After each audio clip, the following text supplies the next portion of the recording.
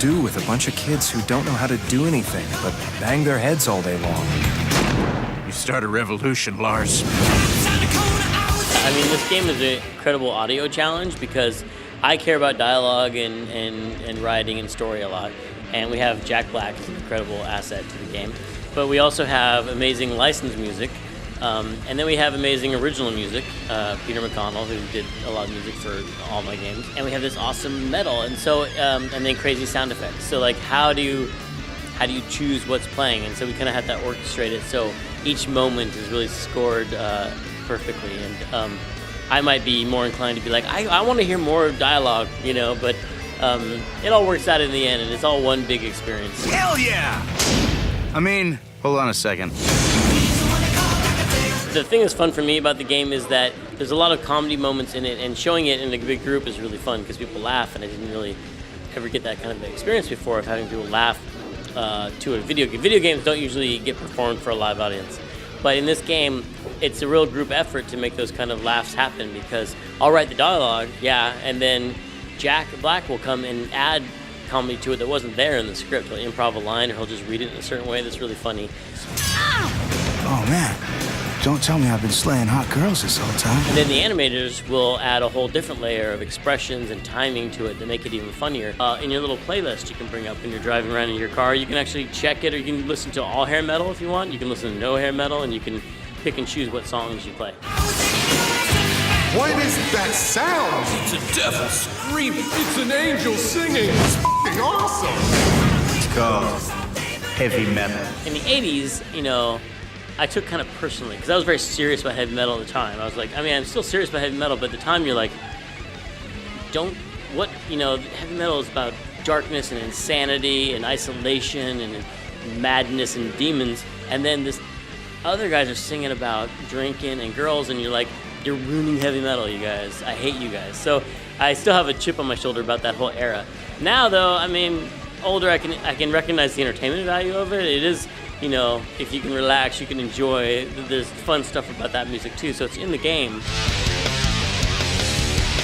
I've always loved custom hot rods. I think, and it's funny how looking back, you know, there were in Grim Fandango there was a thing called the Bone Wagon, which was a car that is modeled after, you know, some of the custom hot rods made in the 60s, you know, and I really love that kind of the creativity that went into those cars, you know, like the Munsters Mobile. They have this awesome hot rod, and just a lot of that stuff was just so crazy, and I grew up with that stuff, and I love, you know, Ed Big Daddy Roth, you know, and all those kind of bug-eyed demons that drove these hot rods with the tongues hanging out, and that's what Glottis is all based on in Grim Fandango. And then Full Throttle obviously had a lot of pipes and a lot of hot rods and just anything that was cool, motorcycles.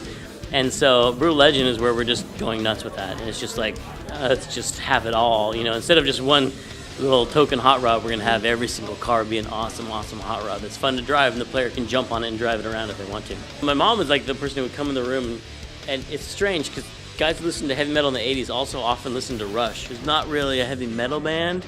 There's a weird overlap, and your mom would come in the room and go, I'm glad you're listening to something melodic, you know, once in a while, because, you know, I was really worried.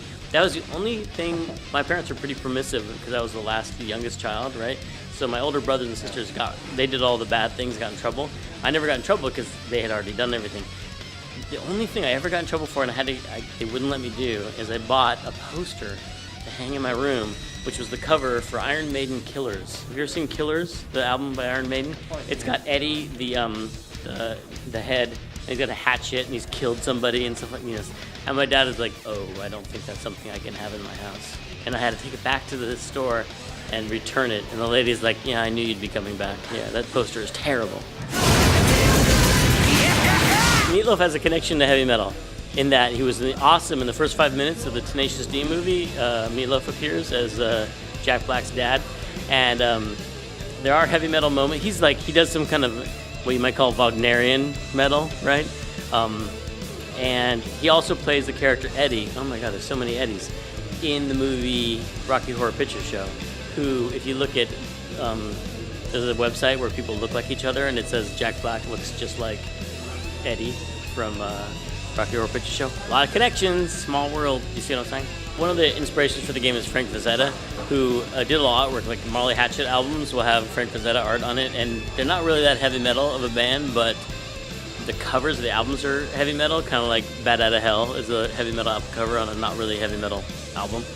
But the game is really just all the things that we think are cool and all the things that we think, you know, a lot of stuff that has been on the cover of heavy metal albums you don't really see put together, especially in a fantasy game. You know, fantasy games are pretty rigid. They adhere to Tolkien-esque images, you know, things invented by Tolkien. And heavy metal has those things, plus cars, maybe a giant lawnmower chewing through zombies or evil druids with gas masks on their face, you know, or sexy nuns or gross cannibals and medical equipment and all that stuff. Anything brutal, you know, and so that's the only thing that unifies heavy metal is like some sort of brutal imagery that inspires that kind of imaginative, otherworldly feeling, you know? So that's what we use as a unifying element in our game. Metal Umlaut, I felt bad using the Metal Umlaut because it is such a rip-off of Spinal Tap, but in some ways, the game is very serious, but it's also funny, and in some ways that was like a little sign, if you just saw the title of the game, to know that it wasn't just a complete straight fantasy game, that there was this element of knowingness about it, you know, self-awareness about it, and maybe people, when they saw that Umlaut, they would realize that. Bird Legend is coming out this year in the fall, and it's going to be awesome.